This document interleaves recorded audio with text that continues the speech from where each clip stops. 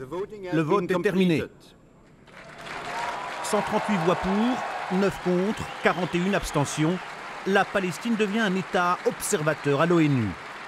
Explosion de joie dans l'hémicycle de l'Assemblée générale des Nations unies. Mahmoud Abbas a gagné son pari. Le président de l'autorité palestinienne, ici félicité par Ahmed Davutoglu, le ministre turc des Affaires étrangères. Pour lui, un pas a été franchi. L'Assemblée générale des Nations unies est invitée aujourd'hui à signer l'acte de naissance de l'État de Palestine.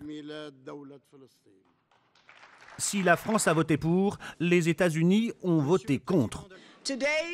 La résolution fâcheuse et contre-productive d'aujourd'hui pose de nouveaux obstacles à la paix. C'est pourquoi les États-Unis ont voté contre. Dans le camp israélien, on dénonce un discours haineux et venimeux de Mahmoud Abbas. Israël en est convaincu, le vote à l'ONU ne changera rien sur le terrain s'il n'y a pas de négociation directe. Rien ne peut remplacer les négociations directes sans conditions préalables. Tirs en l'air et scènes de liesse populaire ici à Ramallah. La rue palestinienne accueille dans l'euphorie l'accession de la Palestine au rang d'État observateur non membre des Nations Unies.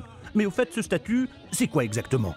Eh bien, les Palestiniens auront droit d'assister à la plupart des réunions et d'en consulter la documentation, mais ils n'auront pas droit de voter, de proposer des résolutions et de postuler à des offices onusiens.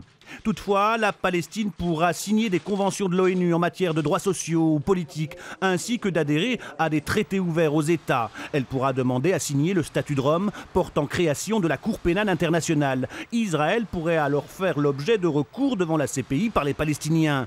Ces derniers menacent de saisir la CPI contre Israël s'il est prouvé que leur leader disparu, Yasser Arafat, a été empoisonné. Avec cette adhésion, les Palestiniens ont obtenu une victoire symbolique forte et espèrent se diriger un peu plus vers la création d'un État palestinien.